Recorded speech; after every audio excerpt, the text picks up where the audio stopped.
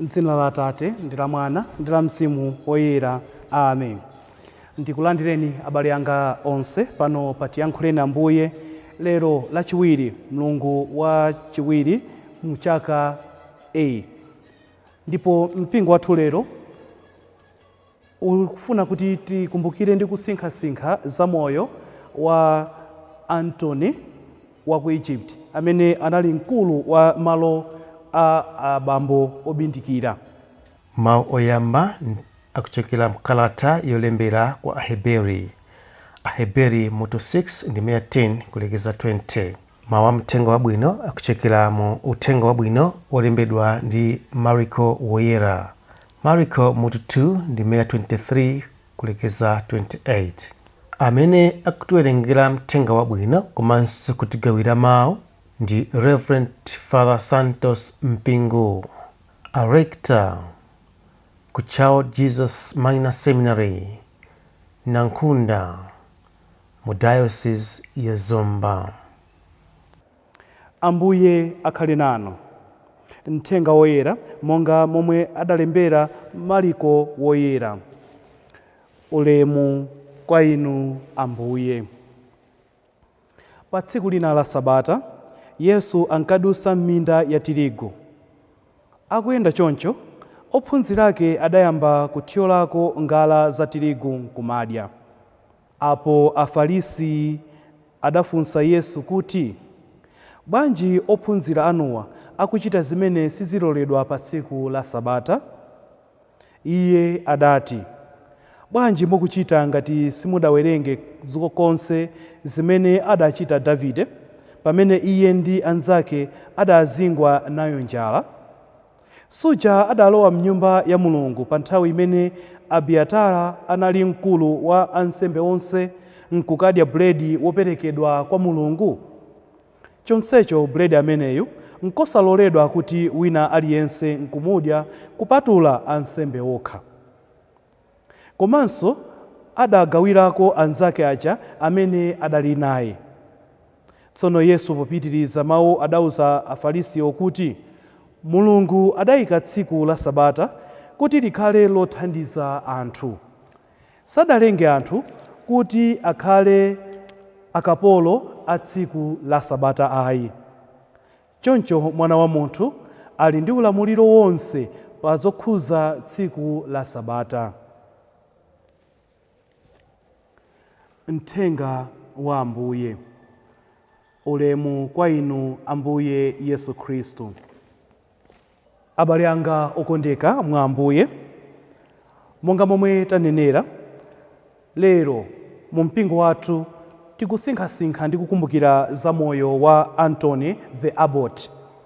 Ndiye kuti anali wamkulu woyang'anira nyumba ya amuna amene amakhala moyo wobindikira. Pali chinthu chimodzi chimene sitingakambeza Antony wa ku Egypt osachikamba, ndipo ndi chimene mwina chingathe kutithandiza kwambiri kuphunzira moyo weniweni wa Chikhristu. Akuti makolo ake atamwalira, makolo ake amene anali ochita bwino ndithu, atamwalira, iye akuti momodzi kundikira chuma chija, momodzi chisunga chuma chija, adatenga chuma chonse chija nkuchipereka kwa osowa. China anagulitsa ndalama zakezo nkutenga kuchipereka kwa osowa. Iye anali ndi zonse. Chifukwa iye amene asankha Ambuye Yesu ali ndi zonse. Anali ndi zonse. Kotero kuti samasowanso china chilichonse chapadera kuposera chimene Ambuye Yesu anampasa. Anatenga chuma chonse chija ndi kuchipereka kwa anthu osowa. Ndikukhulupirira kuti Antony Woyera akutiphunzitsa chinthu chimodzi chofunikira. Kuti zonse zimene tikuziona pa dziko lapansi pano ndi zokutha. Kulipo kumapezeka kuti tikukomedwa kwambiri ndi zinthu za dziko lapansi pano. Kukomedwa kwambiri ndi mwina ndi maudindo, nkukomedwa kwambiri ndi katundu, nkukomedwa kwambiri ndi ndalama, koma tizindikire ndithu kuti zonse za dziko lapansi pano nzokutha, ndipo tikazamwalira tizazisiya. Inu ndine ngati pali chinthu chimene tikuyenera kuchikakamira kwambiri kapena kuchimafuna kwambiri, chikhale chuma chakumwamba.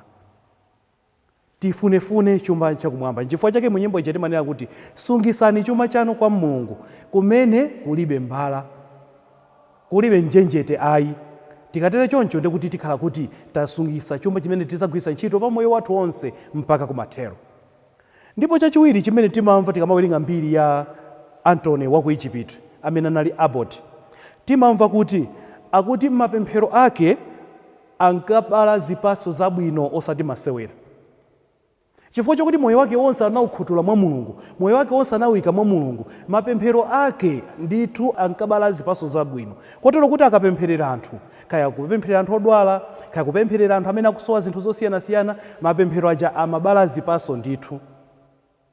Munthu amene adalira Mulungu, munthu amene moyo wake suli pa chuma cha dziko lapansi pano, mapemphero ake amakhala a genuine. Ndipo chifukwa chokuti pemphero lake lili genuine, limapatsidwa adi zimene iyeyo akupempha. Mapemphero athu ena samayankhidwa chifukwa chokuti zinthu zimene timapempha sizimakhala genuine. Palinde pano kuti mwina kuyamba kumapemphera kuna kuti ndikufuna Ambuye ndikhale ndi ndege 5 zokuti ndizipangira business. Mwina litakukhala pemphero la nzeru kwa ineyo, koma mwina sitingakhale pemphero limene lili genuine pamaso pa Mulungu. Tikuyenera kukhala anthu ochenjera ndi mapemphero amene timapereka. Koma ngati tayika chikhulupiriro chathu chonse mwa Mulungu, ngati chuma chathu tachisungisa mwa Mulungu, ayi ndithu zonse zimene ife tikuzisowa pa moyo wathu zizaperekedwa. Mawu athu amthenga wabwino akubwereza mfundo ina imene tinakambirana kalenso mkati mwa wiki. Malamulo amene timagwirisisawa, nthawi zina timagwirisisa ndi cholinga chongofuna kungozunza anthu ena. Malamulo ena amene timapanga alipo ndi cholinga chongofuna kungozunza anthu ena. Paphiri paja Mulungu anapereka malamulo 10 kwa Mose. Koma inu ndine timamva kuti malamulo aja anachulukisidwa ndi Ayuda ena amene amaziona ngati iwo ndi awu Mulungu kwambiri mpaka kufika 613 malamulo amenewo. Choncho anali malamulo okuti ongofuna kungozunza anthu. Ambuye Yesu atabwera, anabwera kuti azaphwanye maunyolo amenewo. Nchifukwa chake malamulo kuti mwina kapena tsiku la Sabata munthu akandike kuchita chinthu chimene chingathe kupulumutsa moyo wake, Ambuye Yesu malamulo amene amanena kuti ndi malamulo opanda ntchito. Chifukwa chake ataona ophunzira aja akutenga tirigu nkumadya, anthu kwazuzula ananena kuti iyayi. Malamulo watu anapangidwa kuna kuti atumikire Mulungu, osati munthu akutumikira malamulo. Ayi, malamulo alipo kuti amuthandize munthu atumikire munthu, osati munthu atumikire malamulo. Ndipo pamene munthu wapezeka kuti wayamba kuzunzika chifukwa cha malamulo amene alipo, tiziwe kuti malamulo amene si malamulo olondola. Tizifunse ifeyo inu ndine, kodi malamulo amene takhazikisa mu mpingo ndi malamulo amene akuthandiza anthu ena ake kupulumuka? Kodi ndi malamulo amene adzathandiza anthu ena ake kupulumuka? Kapena tasiya malamulo kuti anthu azingomva kuwawa ndipo chikhulupiriro chawo chikhale chikupita pansi pang'ono ndi pang'ono kena kwazasiye kukhulupirira? Malamulo amene tikuyika pakati pathu akhale malamulo othandiza kuti anthu akapulumuke nawo. Malamulo amene ndi amene tikusowa pa dziko lapansi pano. Tikuyenera kukhala anthu ochenjera. Malamulo asapangise kuti anthu ena ake alephere kutumikira Mulungu bwino. Tikatere choncho ndikuti tikulephera udindo wathu ngati atumiki, tikulephera udindo wathu ngati akhristu. Kuzera mu uneneri wa Antonio, timpemphe Mulungu atithandize kukhala anthu ofewa mitima, kukhala anthu osazikokera zinthu za dziko lapansi pano, kukhala anthu osunga malamulo okhawo amene akuthandiza anthu kupulumuka. M'dzina la Atate ndi la Mwana ndi la Mzimu Woyera. Amen.